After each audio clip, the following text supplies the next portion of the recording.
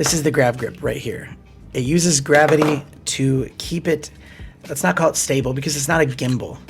It looks like a gimbal and people think that it's a gimbal, but it is not. There's all kinds of information on how to set it up properly and even adjust it so it can be slow or fast. But you're gonna put this on a selfie stick. So it's using gravity to keep it straight. So if you go from high to low shots, it's going to keep it balanced. So think of it like in the movies, they'd call that a jib shot. You'd have a big jib and it goes. When you do it, when you test it out and you actually look back at the footage, you will be blown away.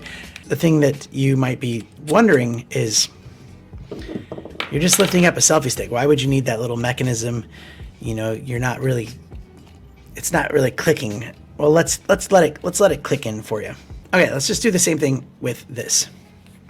Right. I mean, in the perfect world here, I can do that by just lifting and extending my arm, as you see.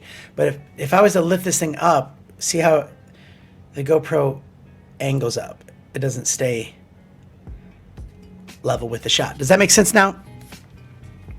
When you do it, I can't stress it enough, the GravGrip is one of the best accessories you can get.